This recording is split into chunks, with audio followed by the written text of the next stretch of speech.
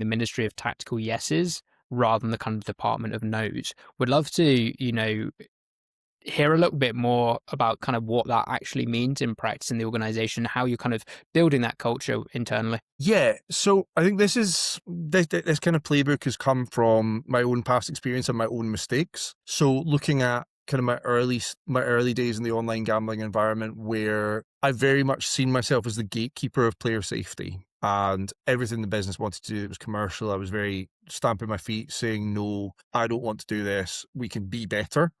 Um, and it's about turning that no and that mindset of absolutely nothing passes me into no, but we can do it a different way that's going to work for you and for us. Hello and welcome to the latest edition of the CybrGen Compliance Talks podcast, the podcast where we talk to compliance, risk and security leaders from across multiple industries, really with the idea of hopefully reframing security and compliance from it being a business blocker to being a strategic growth and business enabler. Today, I'm joined by Frazer McNaughton, the head of compliance at the Betable Group. Frazer, welcome to the show.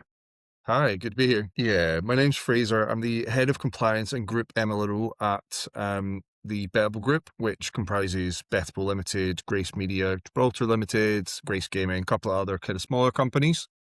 We are primarily a gambling operator. We offer white label and turnkey solutions, so we do both B2C and B2B across mainly the UK geo, but we do have some international water stuff as well.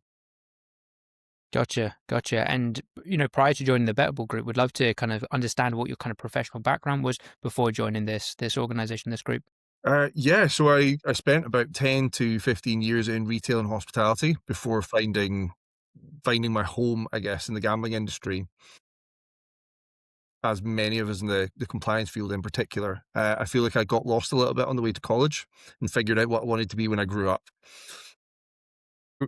Ended up in gambling about 8 years ago, working in betting shops with William Hill.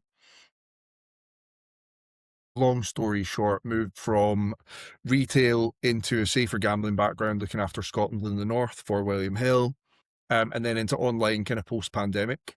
And that's where I started to kind of cut my teeth in more senior compliance roles, solving regulatory audit issues, developing innovative solutions for affordability in the UK market, CRAs for the kind of wider international markets. 5 or 6 years down the line, moved into this generalist head of compliance role.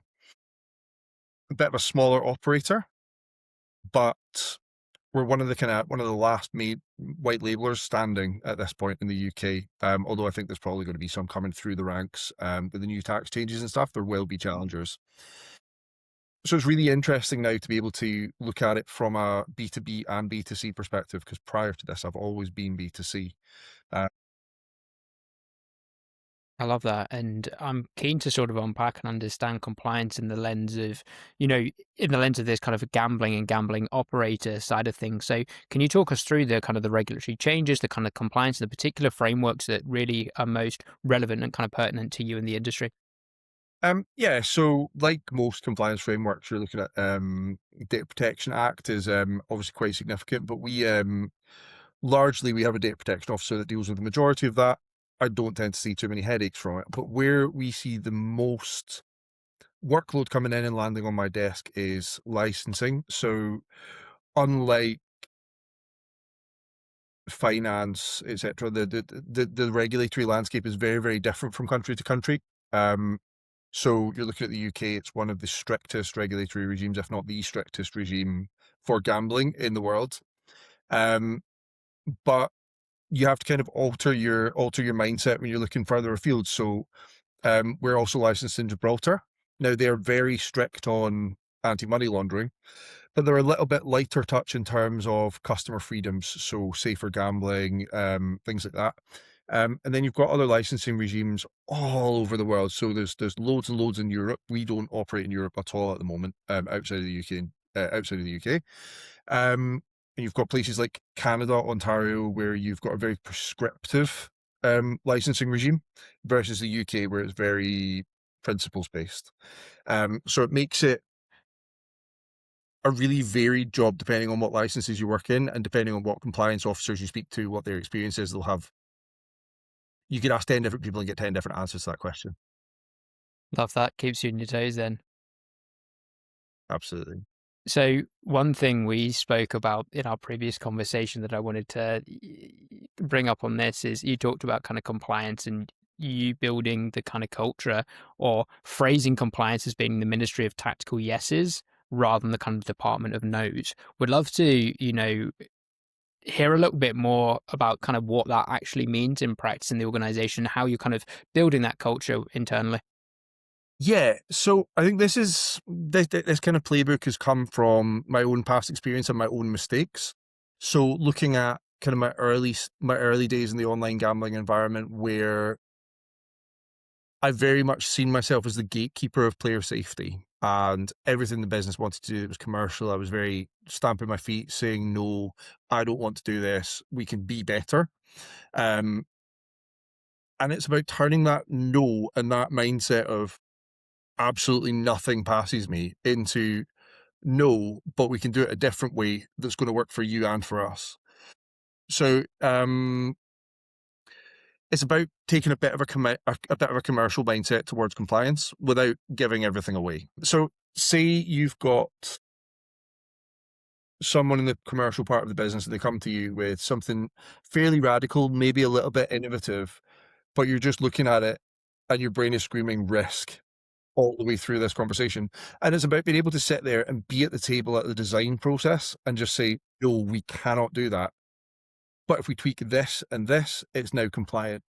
And it's being there at the design stage instead of, to quote one of my compliance officers, it's being there to solve the problems early instead of being the Mm, ambulance at the bottom of the cliff. mm, mm. So it sounds like, if I'm kind of summarizing this correctly, there were kind of two things there of that proactivity of shifting compliance and compliance conversations earlier on into the conversation, or as you said there, the design phase. So similar with security, it's almost like secure by design rather than security being something you tag on at That's the fair. end. Yeah. It's in the design phase. And the second thing as well is I think you kind of talking around the commercial aspect. So it's being proactive, but also preemptive. So with that kind of commercial hat on, you can kind of maybe take the risk and the compliance hat off and, maybe juggle and put the commercial hat on of what and how are these commercial leaders going to be thinking and how can I get ahead, understand their goals, their ambitions and what risks. So it sounds like you're kind of juggling the current requirements, which sounds vast, but also the future ambitions of the business there. Yeah. I mean, that's very fair. And I think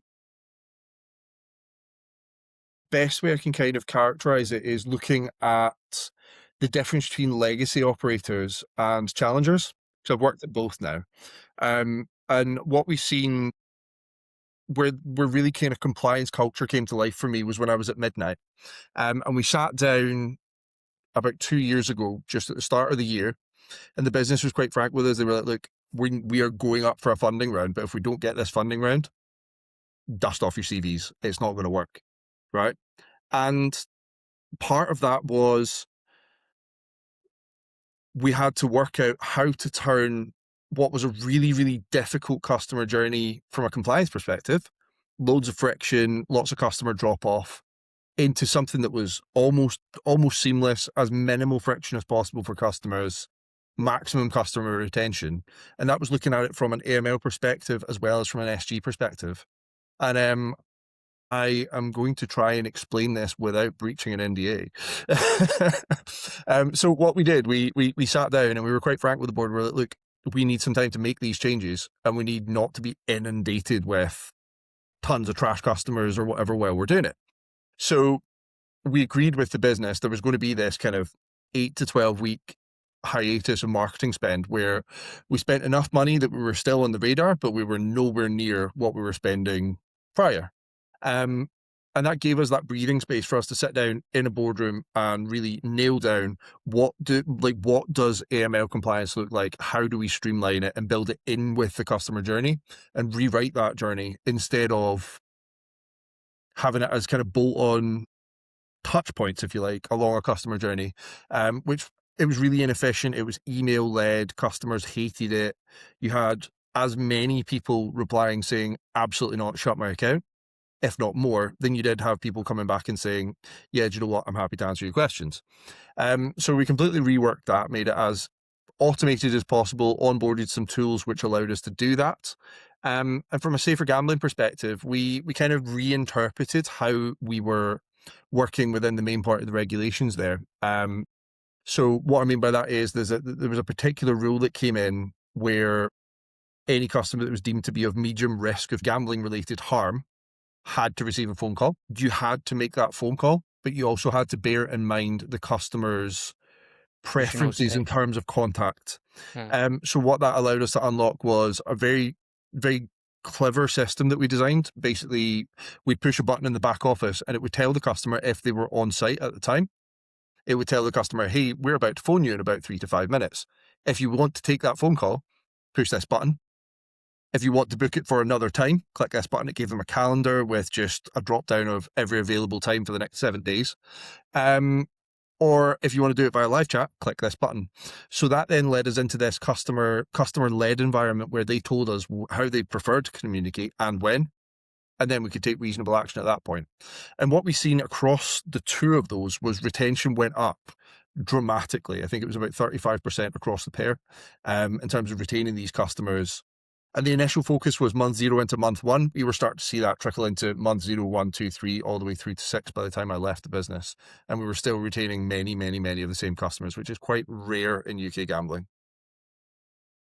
That's crazy. And there's a number of questions I had off that kind of particular case study. And I think I keep kind of mentioning cybersecurity, like, because you draw so many sort of parallels from there in as far as, it's often seen as, just a pure cost center of the business. And I know speaking to many sort of cybersecurity leaders, same way with compliance and risk leaders, of how do we kind of quantify this risk, or how do we quantify, what's not happened of the security events foregone or missed because of these controls we put in place. And I think if you look at it from a compliance perspective as well, sometimes almost preemptively going for, certification of a certain compliance framework that isn't mandated unlocks a load of kind of commercial opportunities. But what you've mentioned there, and I think resonates with a lot of the leaders I've had on here, is sometimes it's a case of strategically slowing down to move faster later on. Because you That's it. mentioned automation, you mentioned customer service, and these compliance security product teams often operate in silos. So tying that kind of commercial awareness across, why do all of these business units exist? And furthermore, why are they in silos? Because what you do materially impacts, you can have the best UX UI designers create the most incredible experience, but if you're creating a lot of friction because of the compliance stuff you're putting in there, that's not good. Similarly, like if you're building, breaking things down and building these processes up again, as you explained there in that example, you can then create a much more frictionless experience going forward, which is only going to kind of accelerate growth. How do you kind of manage to articulate that to the board and to the kind of the business units in a way that kind of gets people buying in and understanding that? It's easier now because I have the social proof. Um, prior to doing it and landing it at midnight, that conversation with the board was quite difficult because they were like, we need to hit this funding round, we need to be making money, we need to be profitable. So convincing them to slow down and do it right took a bit of work, but got there. Whereas now there is this case study of midnight going from 6 figures GGY in a month to mid to high 7 figures GGY 6 months, 8 months later. And now being the fastest growing gambling company in the UK, one of the fastest growing companies at all in the UK. In what's that, about 2 years since that initial conversation happened. So you can sit down and, all things being the same, we could replicate this. Now, all things are not the same. All things never will be the same. But the point being, you can point to a case study of this worked. This clearly does work. Work with me. Let me help you grow. And that has been really helpful for me at this company now, at Betable. And what we're actually seeing, or what I'm actually seeing, is a really, really positive change in the culture towards compliance. And it was good in the first place. I'm not saying it was a negative culture. But what I'm seeing is, I'm sitting in business development steering meetings now. I'm sitting in like process design meetings where 12 months ago, compliance wouldn't have had a seat at the table. And we'd have been asked maybe mid-process or just before launch. Now we're sitting there building it in at the beginning and getting to a position where actually it's really positive for me, because I can sit there and review at a very high level what this stuff's going to look like, and then delegate who best in my team to guide that design process. And yeah, it's a really exciting time to be here, actually. And I guess not try to replicate previous successes, but improve what we are doing here. Mm, mm.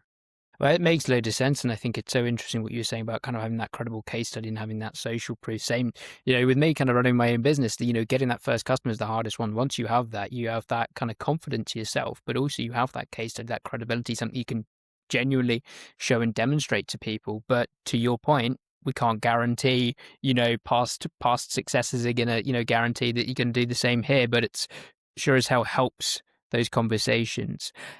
Have there been any sort of particular regulatory changes or anything that's kind of coming in at the moment that's helped you and helped the board kind of identify the importance of compliance? Or do you think it's purely because of, that social proof you've gained at, a previous company? Um, yeah, I mean, I think it's another conversation of your mileage may vary, right? But here, something that really, really helped me was I went into an regulatory assessment cycle really, really early in my tenure here. So, I mean, I think I was 8 working days in when the Gibraltar regulator came knocking on the door. And that was it really, it really accelerated my kind of 30, 60, 90 process in terms of reviewing the risk profile of the business and starting to look at what we can do short term for quick wins and what we can do for longer term gain. Because the regulator came in and helped us find what should be in my 30, 60, 90, to be perfectly frank with you. And that led the board to buy in quite strongly, because I had regulator backing to say, look, this is the stuff that we need to change now. And part of that, I baked in some commercial successes into the action plan that I was going to make for the regulator, right? So yes, there were things that we absolutely had to do, were mandatory to make the regulator happy with us, not give us a fine, not give us any penalties, that sort of stuff. But also it let me build in stuff where it was a bit of a nice to have, but it was going to be good for the business. And I could then take those wins away from that first 90 days and turn around and say, look, this is what happens when we work together. Gotcha. No, love that. And one thing that I think inevitably needs to be sort of discussed on this podcast, and something we spoke about, previously, is the use of AI. I think every business I speak to, every business is wanting to adopt AI. It already is in some capacity. So I guess first and foremost, would like to understand, the business's stance on that, where you're maybe using it, where you're trialing, where you're thinking about using it, and maybe piggybacking off that, what some of the repercussions or implications have been within you in your role. Yeah. So it's a really interesting one, because this company is one of the most willing to engage with AI that I've worked with. Now, that could be a sign of the times, but what I would say is that, like, one of the board directors has his own kind of AI driven company, so it's always quite something that the board is quite interested in having that conversation about. I think we are just about to get over the line with what I think is one of the most exciting AI companies that are kicking about in terms of gambling technology, in terms of RegTech. And that is a company called Ably, who have this platform called Mia, which is a multi-agentic AI software system. I'm going to butcher this sales pitch. It's a multi-agentic AI system. It's got 18 or 19 bots in the background that do all sorts of different little micro interactions with what you're going to do. But basically, you can upload documents into this software and it will tear it down from a fraud, anti-money laundering, and safer gambling perspective. And so let us review this customer holistically across fraud, AML, SG, and then make a decision based on that review. Do we agree with it first and foremost? And if we do, we can just action it. And it saves upwards of an hour and a half sometimes, depending on the length of the document, compared to a human having to go through that line by line. Think about, like, 3 to 6 months of a bank statement from someone that's heavily engaged in gambling, okay, you're going to have 30 pages plus potentially.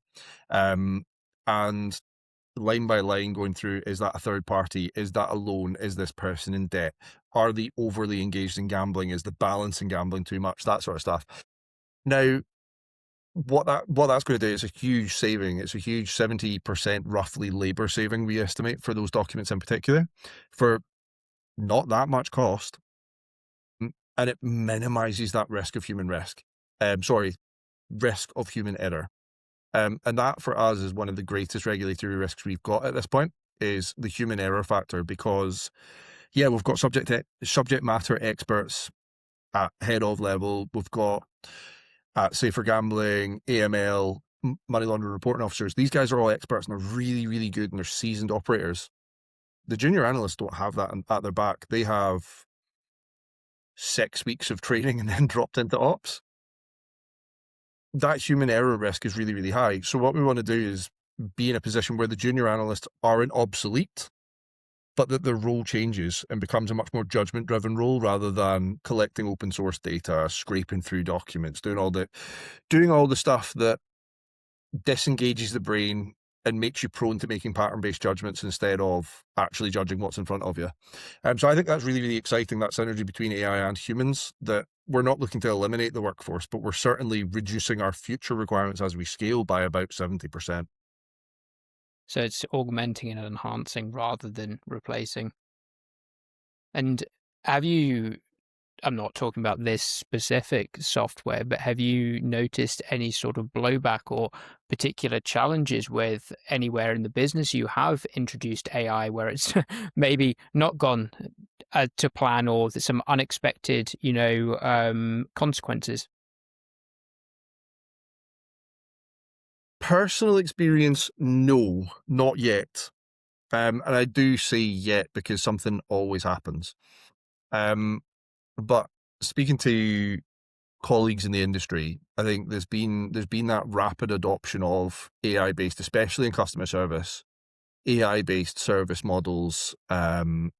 And what we're seeing is a lot of people are getting caught out by how weak their knowledge base is that they're feeding to these AIs.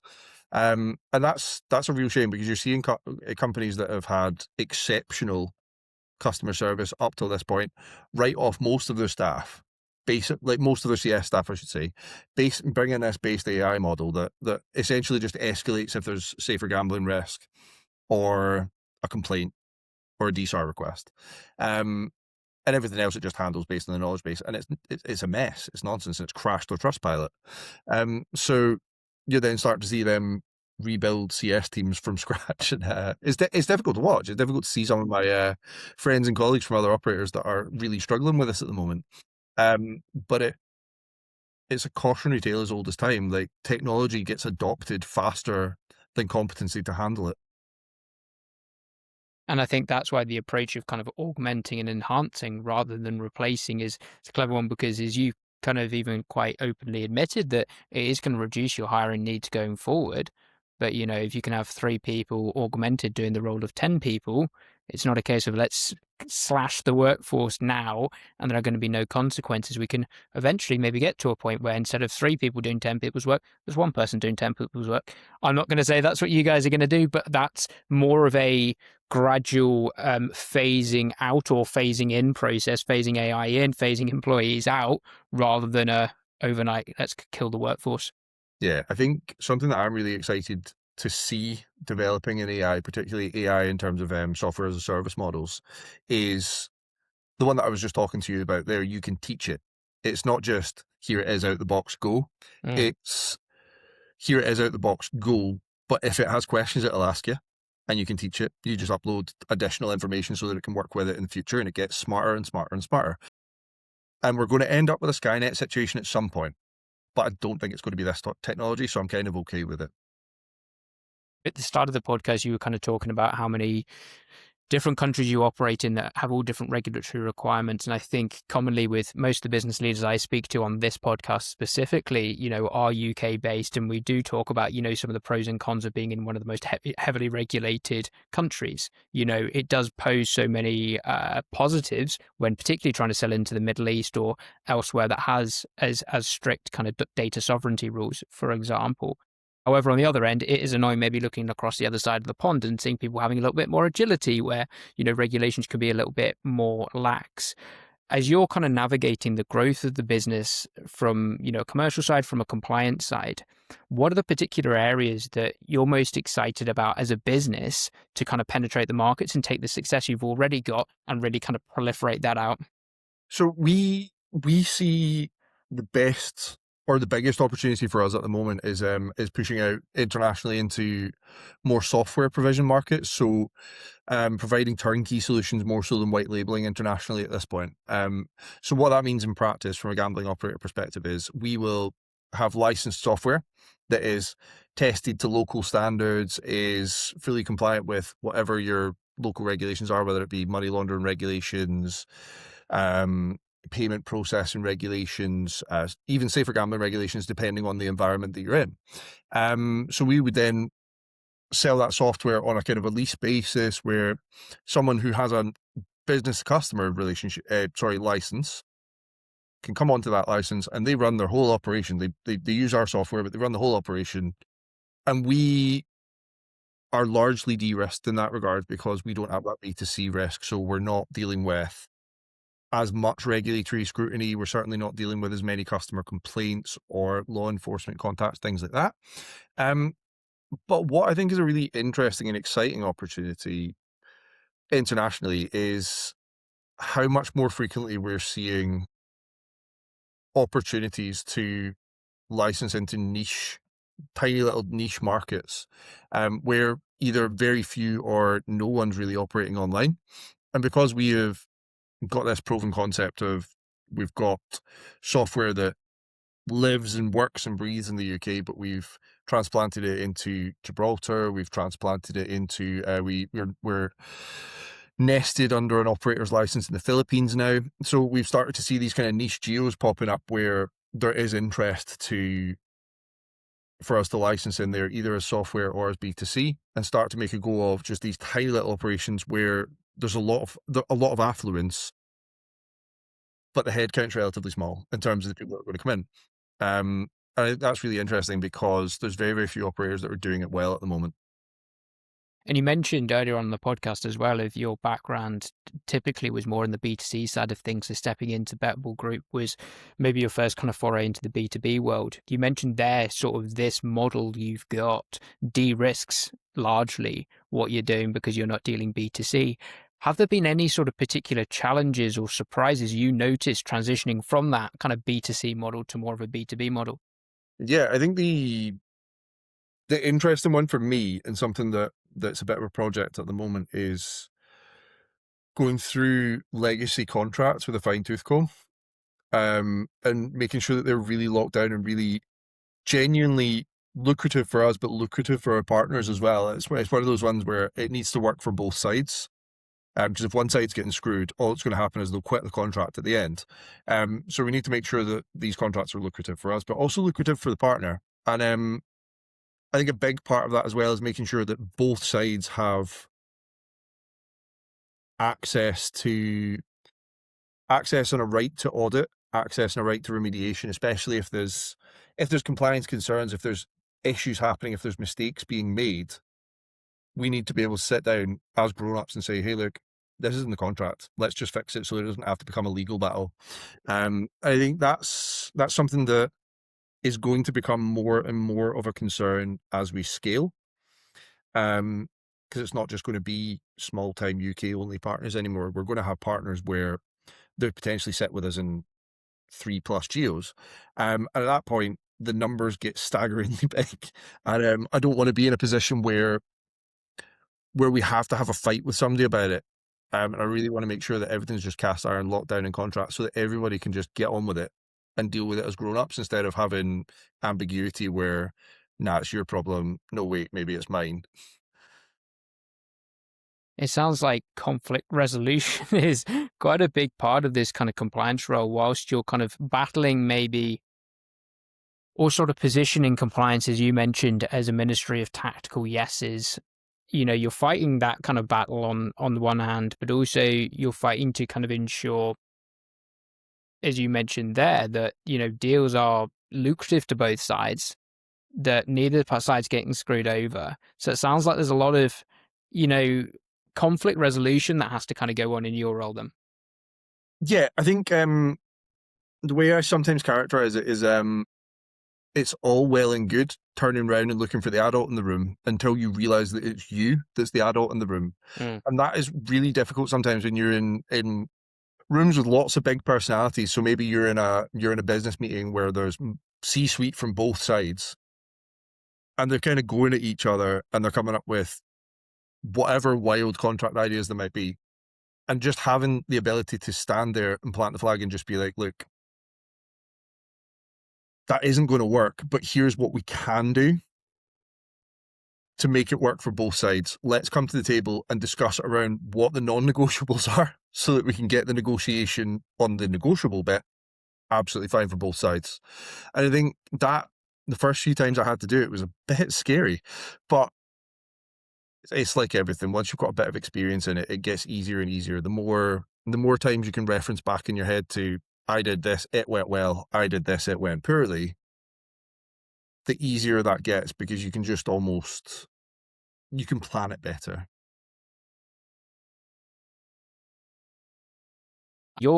As many of the guests that join me on this podcast are outliers, particularly in the compliance space.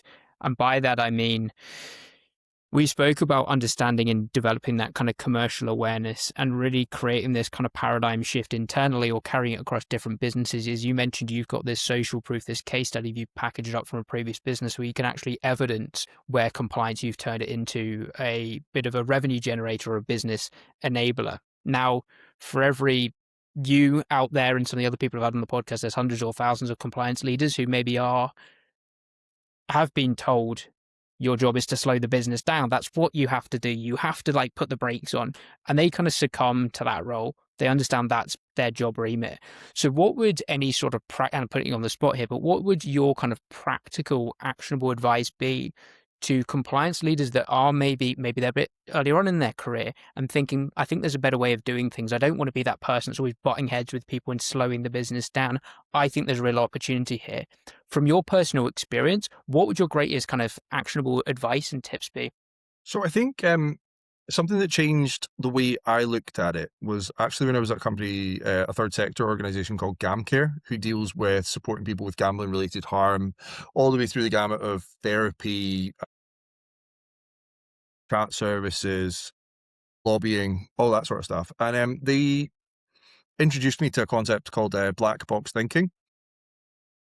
And the way I kind of liken the compliance role and what we can do to make it better for the business is we're a seatbelt, not a handbrake. We're there to prevent harm. We're not there to stop movement. And I think keeping that at the core of your thought. Now, sometimes you absolutely have to slam the brakes. If someone's doing something illegal, you have to kill it immediately, right? But for the vast, vast, vast majority of circumstances, you can be the safety tool without killing momentum. I noted that down. I love that one. So compliance should be a seatbelt, not a brake. Although in the right instance, it should be a brake. It should slap on the brakes. But, Absolutely. Ideally we want it to be, the safety mechanism. I mean, if you want to change the analogy a little bit, I guess, make it a speed bump, not a roadblock. If you go fast enough at a speed bump, it's going to break. No. Frazer, it's been an absolute joy having you on the podcast. I've learned, so much specifically as well about kind of the industry. I've not had leaders on, and you've taught me so much about kind of the gambling and what it's like being a gambling operator, the specific kind of compliance regulatory challenges you're faced with, but also more importantly about how you're kind of navigating these compliance conversations, both internally and externally with partners, with various board members in a way that's facilitative for growth and not in a way that kind of slows it down. So really appreciate, you jumping on, joining us on the Cyber Compliance podcast. Any final thoughts from you? Yeah, I really enjoy my time here.